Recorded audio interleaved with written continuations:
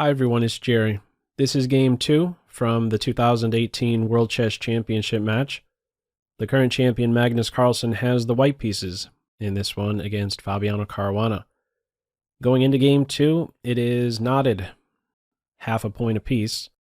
Let's see what would happen in this one. Opening wise, it is d4 based, Queen's Gambit declined. What variation? Classical, move 5, bishop f4. Couple natural moves. This tension is resolved somewhat. D takes c5, queen c2. It is not uncommon to see a slight delay with the king bishop's development in position types like this, where this tension remains on c4. Major piece move with the queen, rook to c1 or d1, those moves will very often preface this deployment. Why? Well, deploying the bishop a bit too early will allow black to feel that much more confident in pulling the trigger on d takes c4. Knowing that, white will have to exhaust an additional tempo with the recapture. We'll have to take another step with the bishop.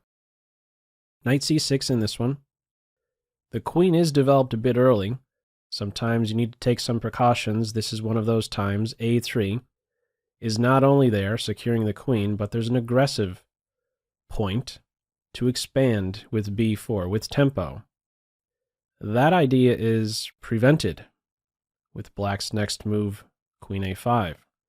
Seems like black runs into trouble, a fork, the loss of material. That is not the case. b4 can be met with either knight or bishop captures. The a-pawn is pinned to the rook. White gets out of the pin. Black does not blink. Rook f, well, that's the only rook that could go there. Rook to d8. What do I mean he hasn't blinked? Well, look at the clocks. This is the main reason why I like to share the clock times in videos like this, provide some useful insight. Sometimes this is one of those times. Carlsen on his next move spends 17 minutes.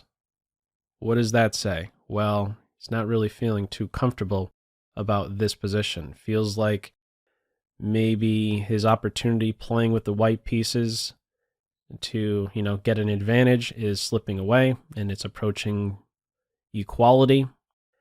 The best move in this position is knight to d2. Carlsen plays bishop to e2. Before I touch on the knight to d2 move, let's have a look at b4. Now that there isn't this pin, isn't b4 good? No. b4 would not be good because of, in the end, this annoying pin on c3, where more fuel could be added to c3, and white is locked into only moves to defend, and this defender can be deflected. Something like this, and black would be winning. Okay, in short, b4 is not a path to go down. The pin is too much. Knight d2 is the top recommendation, 1, to combat knight e4 in some lines, and 2, preparing to recapture on c4 with a knight, throwing a punch. I like to share a few moves with this top recommendation. Reason? Well, I believe that this may have been one of the lines Carlsen was calculating during those 17 minutes and trying to assess, is this a position that I could maybe press? Can I squeeze something out of this position type? Computer has it about 0.4. He opts for something else. He opts for bishop to e2 in this position, allows his structure on the queen side to be damaged. After castles, knight takes c3, b takes c3, and here we go. AC versus AB. I don't see this as doubled pawns. These guys will be exchanged soon enough, but it's an AC structure for white versus AB. Black has a static advantage, a better structure. White, if we can even call it an advantage, it's a dynamic one. White has a slight developmental lead. Black still has to deploy the bishop, get the rook doing something. If black can catch up and get it to a point where there isn't this if he could get it to a point where he isn't behind development-wise, then what remains is simply weaknesses in white's camp. A pawn, isolated A pawn, isolated C pawn. White has to come up with something here, because given time, black will catch up and be better. So first off, H6 is played. A3 is poison. Take with the queen, you're not going to like rook to A1. Queen's gone. If you take with the bishop, you're not going to like this pin. There's no good solution out of it. Bishop's dead.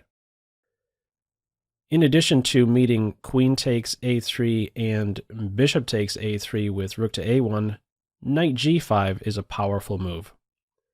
H6 is there to prevent that. Now, it's important to do this move. If, A3 is not picked up, let's say B6 is played. Knight G5, you do not want to have to meet this kind of move with G6, creating two holes in black's camp like this. Not a good idea. There's still a lot of fuel on the board, a lot of pieces around that can take advantage of those dark squares. The knight, dark square bishop, the queen come to mind. The most efficient construction for the black king is this one right here. No holes are created with H6. From here, there will be no variations where the pawn is picked up. Simply secure now with the queen. I like this next move by Caruana. It's an underdeveloping move. Knight to E7. But, well, I shouldn't say underdeveloping. It's a backward move. But it also addresses a piece that isn't so well placed. The knight on C6 is offset very well by the pawn on C3. So it's repositioning to better square and in position to recapture on D5, where it will strike at two nice points in white's camp. Bishop, pawn. I like that move a real lot. From here, knight E5. This is one of the squares that is given up with black's last move. White hops right to it. This is where a little something is lost in the evaluation. It likes white by a tiny bit, suggesting at this point to capture on D5 and improve the bishop to defend C3. This isn't a path we go down. Knight E5 on board. F7 is now a little bit sensitive. One attacker, one defender on that point. There can be some tricks there. Bishop D6 on board. C takes D5. Oh, during the stream, I didn't point out a reason behind bishop to D7. One of its points is to secure a queen post on C7, right? Trying to get the queen to a better spot right now. You're certainly running into some problems after a knight move. Knight takes F7. Yeah, bishop D6 is paving the way for queen C6 to address this strongly placed knight. So, from here, an exchange on D5, knight takes D5, and pop quiz to you. What is a tactical sequence from this position? Feel free to pause the video. Okay, I apologize, I probably gave it away with just my comment a moment ago. There is a wild move like knight takes F7 here. After king takes knight, you can insert a check, and then take a bishop, luring the rook to what is now an unprotected square, and then follow up with E4. During the stream, I was pointing out C4 can be met with a counterpin, but okay, in the end, E4 will pick that piece back up. What is this amounting to? Well, not much. We just end up having a bunch of exchanges, equal material, and no side really is benefiting here. Maybe even black is benefiting by going in for this sequence. The bishop will stand very well on C6 soon enough. That's a tactical sequence. Knight takes F7. In this game, bishop F3 is played. Now, what is the problem with the C3 pawn? Can't black just win that point? First of all, in this position, what does black play? Black captures the bishop. if the knight takes on c3, that's losing immediately. The bishop is hit, the queen is hit, the bishop's hit 3 times. Black goes down fast. What would be the issue if the queen takes the pawn? Black is winning a pawn, right? This is an interesting variation. This is something that needed to be calculated. This is what would happen if the queen takes on c3, if black goes pawn hunting. In the end, we have this tactical shot. Knight takes f7. King takes f7. Rook takes, bishop takes. What's the body count? It is currently even, but black is on move. If black now picks up a pawn, white is better. Even though white is down the pawn, look at these bishops. This is what they dream of. This is a dream environment for the bishops. And talk about piece activity. The rook will get to the 7th rank. This is a big problem for Team Black. Very underdeveloped. Even though there's a passer on the A file, that doesn't even register. There's so much more to take into account. The white pieces are going to cause the black king a serious problem. This knight is way out there in left field, not a contributor whatsoever. These things needed to be calculated before you go into these variations, before you play a move like bishop to f3, or even before that. I believe these numbers were crunched right about this point. Before you take on d5, those variations were calculated. Okay, chop chop bishop f3 on board. Simplifying quite a bit now. The knight is taken out. Bishop takes knight. Not so quick to recapture. White inserts rook takes rook. If you can take one of your opponent's pieces and force them to retreat and recapture, something to look into. Only at this point is there a recapture on e5. Queen c7, black is nearly there to complete development. Bishop d7, bishop c6. How to interfere with that? Rook to b1, keeping pressure on b7. Doesn't this drop a pawn? Not exactly. There's a lot of pressure white can place on the black position if queen takes e5. So in this position, rook to b8 is played. I'd like to touch on this variation. It seems like it's just a free pawn. What would the reply be? Well, the queen gets on the open file, looks to get to the back rank with check, and place black in an annoying pin. How do you defend against that? Well, if queen c7, white can insist with rook to d1. Now, this isn't the best variation, but I just want to show you the type of uncomfortable pin black can be placed in. And how do you get out of it? The typical way to get out of this pin is to play something like b6, bishop b7, but of course that's not available. This bishop has something to say about that. Not easy to get out of that pin. So, no queen takes e5. Black continues to work on this idea, getting the bishop involved. Queen d3, bishop d7, a5. Can't take either pawn now. The queen has a responsibility. Bishop c6 is finally in there.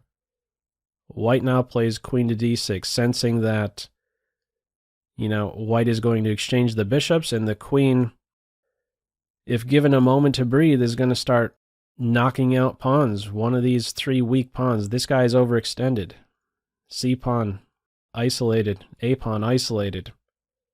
White needs to try something. Queen d6 it is, offering a queen exchange. Let's exchange queens before she just wins all my pawns. This is what we have. Queens are gone. White now has a passer. Black on move. Breaks up white's kingside structure. At the same time, white now has a flight square. From here, time to get the kings playing. This is the first moment, now that the queens are gone. The kings need to play an active role. Go towards the center. c4. King e8. Black is the better side here. Why? More active king. It's not so easy to get the white king involved. Meanwhile, this guy here on d6, liability or an asset? It's a liability. The king is exactly where he would want to be, in the center, and he also exerts some pressure on one of the white pawns. Two good reasons. a6 is now met with b6, c5, taking advantage of this pin. Notice there's an interesting point here with the move order. During the stream, I was thinking c4, a6, or can you also go with a6 and then c4? There's a difference between the move order. So for example, again, in this position, c4 is played. If a6 is played and then b6, c4 can be met with rook to d8. And after this kind of variation, black would be for choice. I don't know if it's something you could end up winning, but certainly when you get to this point, these pawns will be exchanged, and in the end there will be a 4 versus 3 on the king's side. Black is, of course, the side pressing. There's a difference. c4 first, after king e8, only now a6, so that when b6 is played, c5 is there immediately, taking advantage of the pin, exerting pressure on b6. Starts to simplify now some on the queen side. King d7, c takes b, a takes b, taking with the rook is a loss, because the pawn cannot be caught. So a takes b, a7, basically a pretty forced line. Simplifying, this pawn is still a liability. It will fall. There is no saving it. And what we are witnessing in this game too is, well, the roles are reversed in game 2, in this ending. Game 1 saw rook and pawn endgame, where Carlsen with black was pressing Caruana. Now it is Caruana with black who is going to try to press Carlsen. Interesting start to the championship. 2 games in a row now. First 2 games, there comes a point in the endgame where it is black who is the side for choice. Let's see how play develops. First, e5. This is not only there to provide a new square for the king, so that black can eventually corral the pawn, but also doesn't allow this pawn to expand so easily, trade himself off. Now, at some point, I believe that's going to happen. Black will have to advance the pawns, and this pawn will be exchanged. But okay, for right now, there's a new square for the black king. White is gearing up for f4. Black plays f5. If f4 is played, I believe that would be met with e4. And maybe that f4 pawn can be hunted down by the black rook, something like that. Anyhow, first things first, some defense of the pawn. White just pitches it. Eventually, it's going to be scooped up in a couple moves, so just gets rid of it straight away. Rook b5. If the rook comes over here, king gets out of the way, so the rook defends. And yeah, white isn't going to hunt down any one of these pawns. Not going to win any one of these pawns for free. So let's see how this one progresses. Rook b5. Some defense, some checks. Defense and checks. And eventually we have e4. Pawn is exchanged. We have a similar situation in the last game. 3 versus 2. Same side of the board. Difficult to make progress for black. Not too many different ways that the structure can change in this endgame. From here, rook to a5, rook to b7. Black on this move 45 inserts a check.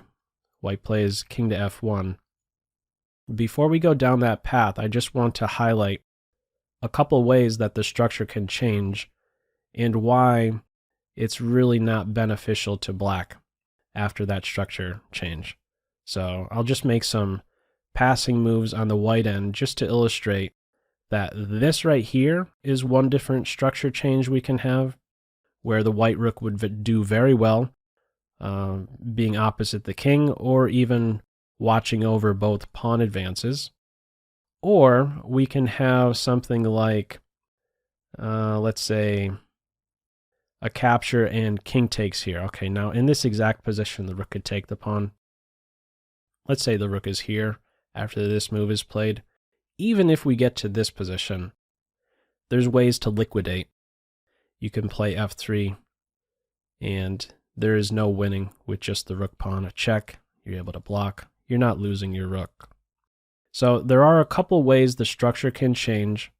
Black could end up with a G pawn or an H pawn, and this guy is on the sidelines. Okay, in this game, a check is on board, king f1, rook to g5. During the stream, I was wondering, I was saying king f3 could be met with a check like that or that. Yeah, this would actually be winning if the king went to f3. It's kind of funny. This would lead to checkmate. Don't get too crazy, Team Black. Black doesn't get crazy, plays rook to g6. In fact, there isn't really much of a press at all in this game. It was not like a 115 move game 1. This one just goes on for a handful more. Yeah, move 49 is the last move of this game, rook b4. Players agree to a draw in this position. There is no way to really press in this from this point in this endgame.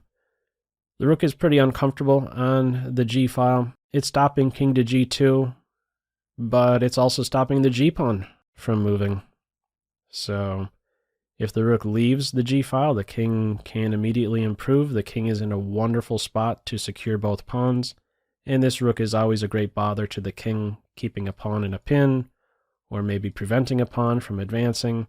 There's no good way forward for Team Black from here, so not nearly as much of a press as in game 1, but still, this is the second game now where eventually Black was the side who pressed some.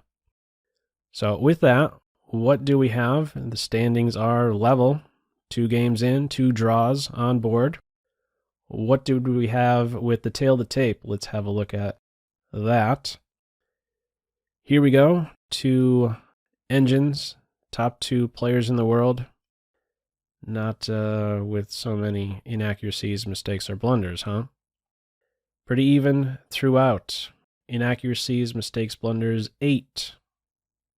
Average centi-pawn loss for Carlsen, 6 for Caruana. The only inaccuracy, if I click on that, pinpoints this moment, move 15, knight e5. Yeah, a little something was lost there, and it's just kind of a flat line from then on. So anyhow, that's game 2.